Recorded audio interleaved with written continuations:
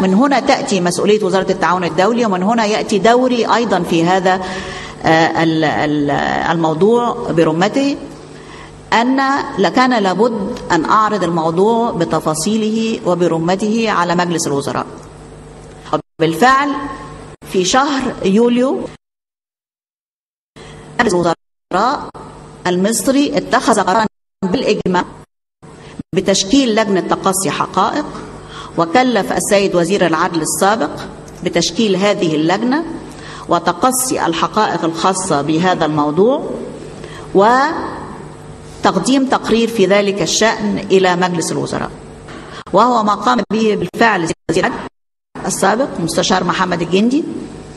واللجنة لجنة الحقائق أتت إلي وإلى كل المعنيين بهذا الموضوع لاستعلام والاستيفاء الوضع والحقائق، وتم موافاة اللجنة بكل ما لدينا من معلومات في هذا الموضوع. لجنة تقصي الحقائق قدمت تقريرها إلى مجلس الوزراء في نهاية شهر سبتمبر من العام الماضي، وكانت توصيات هذه اللجنة والخلاصة التي انتهت إليها أنه بناء على الحقائق التي درستها اللجنة، فإن هناك من الأسباب ومن المخالفات الجسيمة والتي أيضا يمكن أن تكون فيها شبهة جنائية ما يستلزم إحالتها إلى قضاة التحقيق.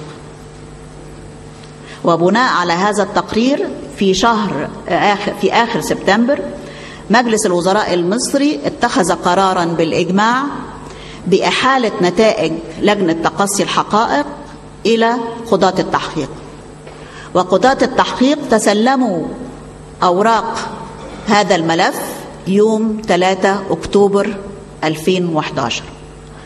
منذ ذلك اليوم توقفت مسؤولية الحكومة عن هذا الملف، لأنه انتقل بالكامل إلى أيدي قضاء مصر الشامخ، وهو شامخ بالفعل، وهو قضاء نزيه بالفعل، وله علينا جميعا كمصريين أن نحفظ له هذا، لأنه يستحق هذا بالفعل.